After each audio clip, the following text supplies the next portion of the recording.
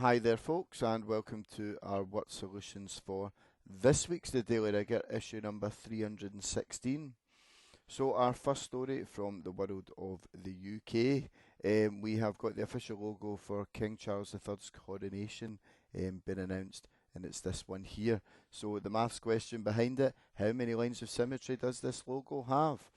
So if we ignore the writing around the side and it's just the image, so of course this is a nice easy one to start. The answer that we're looking for, of course, is none. So the best bet would be a line of symmetry down the middle, but as we can see, these flowers are different for a start, so are these ones. So no lines of symmetry at all.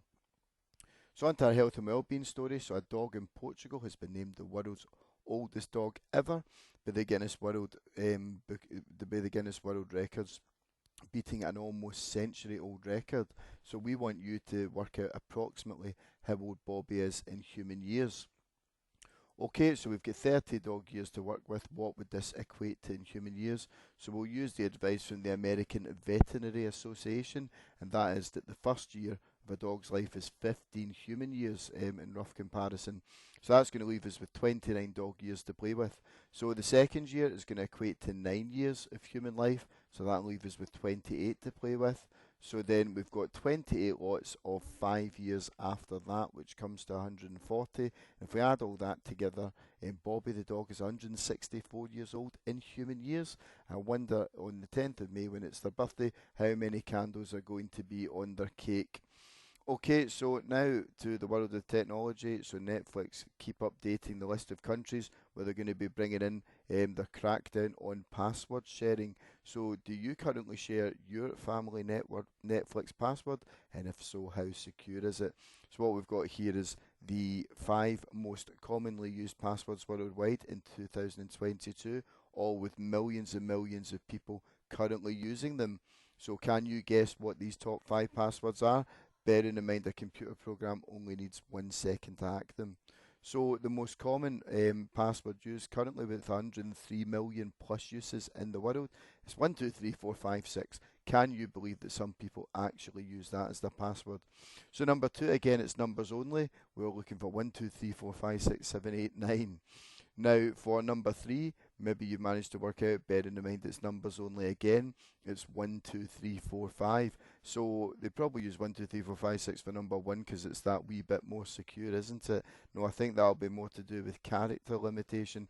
Now the letter ones will be quite tricky. Number 4, I'll be very impressed if you got this one. Letters only, it's QWERTY, and of course that's the first 5 letters in the top row of a QWERTY keyboard. Number 5, would you believe it, the 5th most commonly used password is the word password. So if you are sharing your Netflix password up until the end of March when the Netflix system's rolled out in the UK, I'd suggest if you use any one of those 5, changing it to something a bit more secure. Okay, so on to a horrific story. We try and stay away from horrific stories at the Daily Rigour. It is a school pupil numeracy newspaper after all. However, we had to tell this story. So what we've got is a temporary sewage pipe been put at the front of a new housing development in Northamptonshire.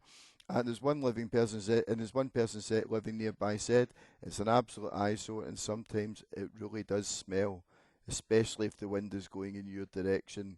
So did you know that 16 billion litres of sewage is flushed away by homes and businesses in the UK every day? So how much sewage is flushed away in the UK each year? So we've got a 16 billion, which of course is a 1 6 and 9 zeros.